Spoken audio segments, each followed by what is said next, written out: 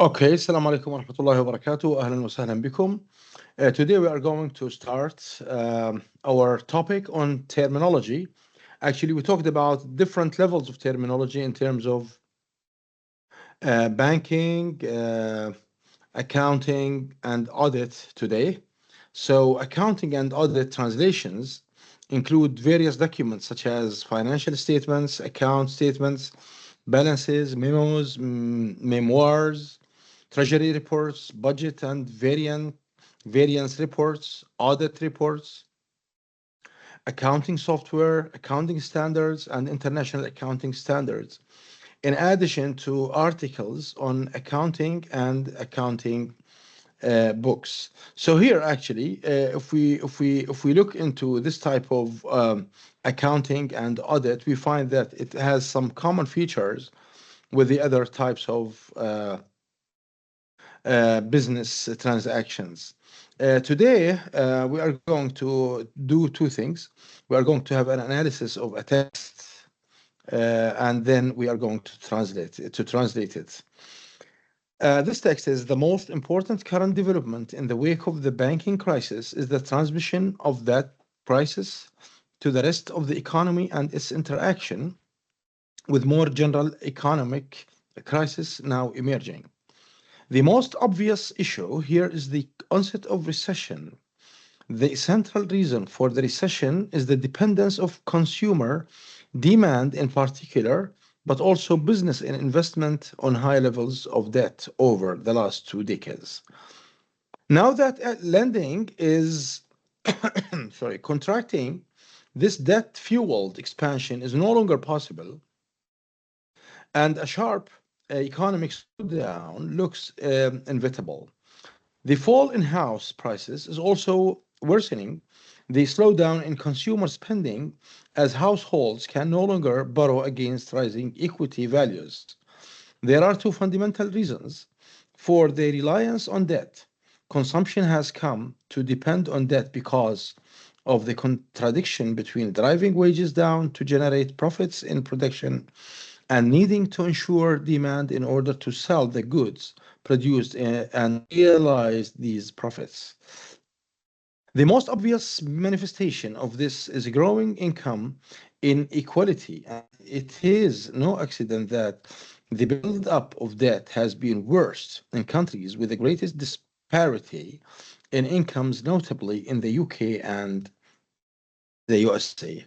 So here, if we look into this text, actually, we will find that actually this text has a kind of different features, different grammatical structure, and cohesive devices in terms of analysis. So this excerpt functions well within accounting and audit discourse as it utilizes a formal analytical structure to explain macroeconomic trends and their accounting implications. For example, the debt levels, investment, consumer demand.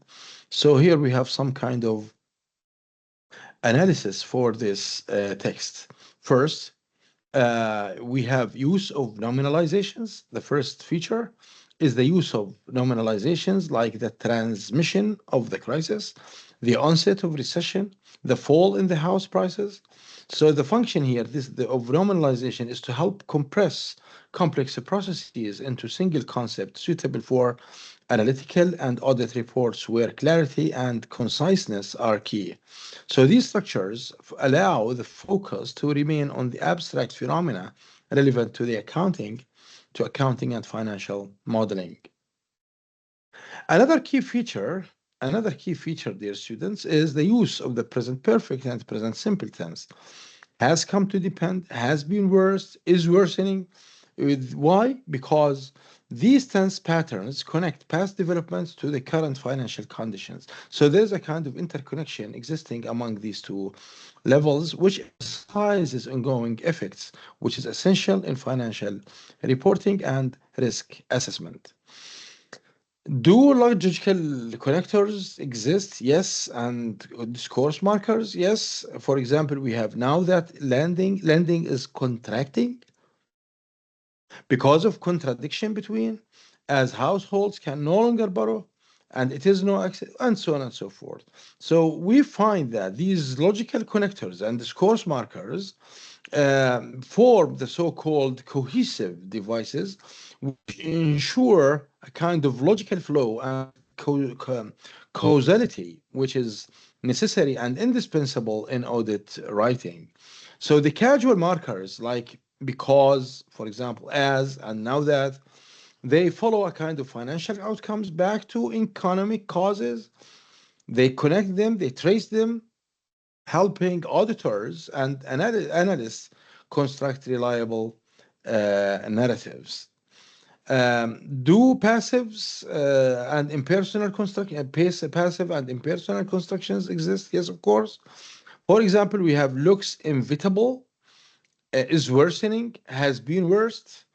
So they function, so they function to these passives function as a kind of let's say to increase objectivity, a key feature of accounting and audit texts. So they remove personal bias and center the reader's attention on facts, trends, and financial patterns.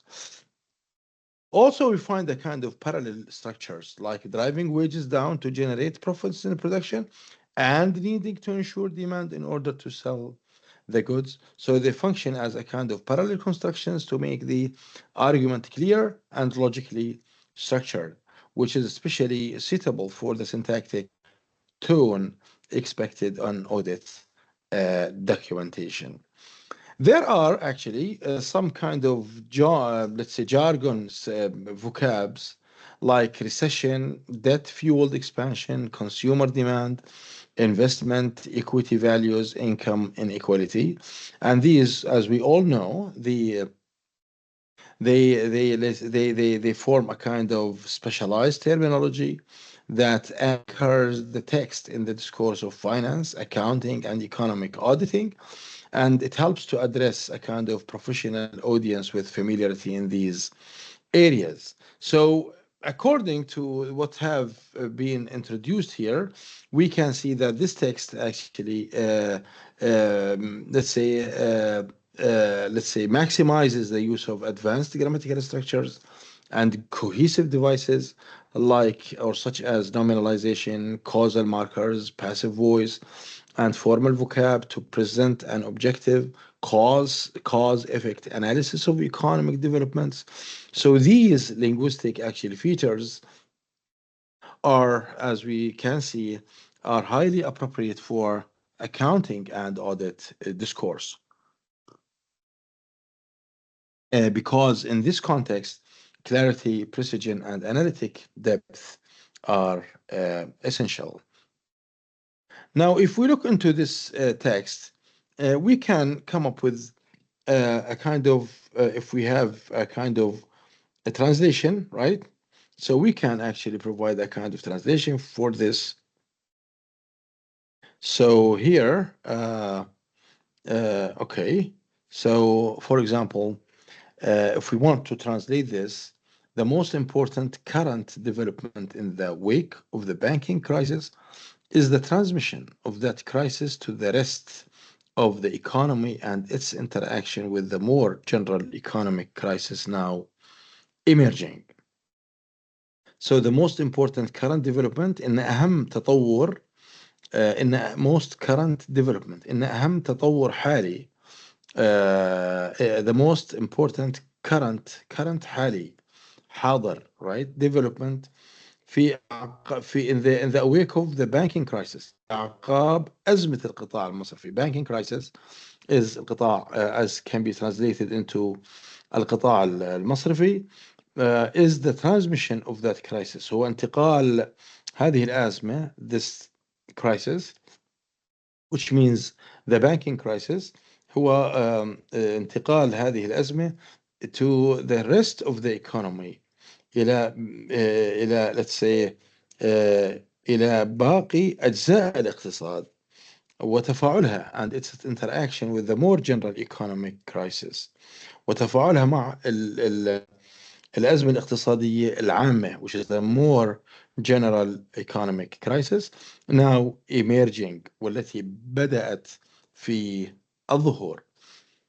So we can say that إن أهم right تطور حاليا في أعقاب أزمة القطاع المصرفي هو انتقال هذه الأزمة crisis إلى باقي أجزاء الاقتصاد وتفاعلها مع الأزمة الاقتصادية العامة التي بدأت في الظهور.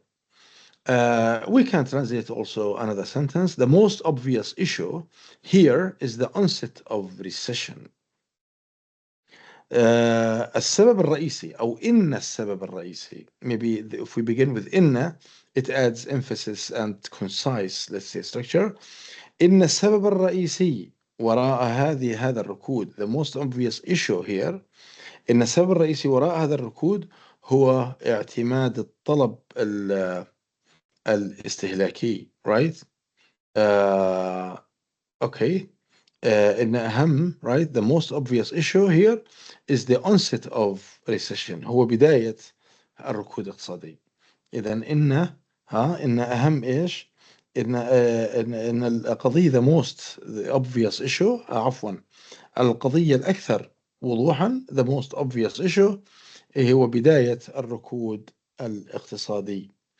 And the central reason for this recession والسبب وراء هذا الركود is the dependence of consumer demand, هو الاعتماد أو اعتماد الطلب, the dependence of consumer demand, اعتماد الطلب الاستهلاكي, right? Consumer demand particular بشكل خاص وبدرجة أقل the business investment, استثمارات الأعمال أو الاستثمارات التجارية on high levels of debt, على مستويات مرتفعة من الديت أو الديون over the last 2 decades, في خلال العقدين الماضيين. So we can say إن السبب الرئيسي وراء هذا الركود هو اعتماد الطلب الاستهلاكي وبدرجة أقل الاستثمارات التجارية in addition to الطلب الاستهلاكي على مستويات مرتفعة من الديون خلال العقدين الماضيين. So now that lending is contracting, this debt-fueled expansion is no longer possible and a sharp economic slowdown looks inevitable, right? And now وفي هذا السياق والآن ومع انكماش عمليات الاقتراض, and now that lending is contracting, الاقتراض ينكمش مع عمليات انكماش الاقتراض, this debt fueled لم يعد this debt fueled expansion, التوسع القائم على الديون, يعني expansion that entirely depends on debt, إذن هو التوسع القائم على الديون is no longer possible, لم يعد بوسع أو لم يعد التوسع القائم على الديون ممكنا. So it's no longer possible and a sharp economic slowdown looks inevitable, ويبدو أن التباطؤ الاقتصادي الحاد أمر لا مفر منه أو يعني نقول ويبدو أن التباطؤ الاقتصادي الحاد بدأ يلوح في الأفق أو أمر لا مفر منه. So here we can rely upon this type of data and go ahead with the translation. And here we have a sample of a translation, and according to the sample we have this full actual translation. You can go ahead and complete the rest of translation for this passage and taking into account all the structure, cohesive devices, analysis for the accounting and audit discourse. Thank you for listening and see you next time.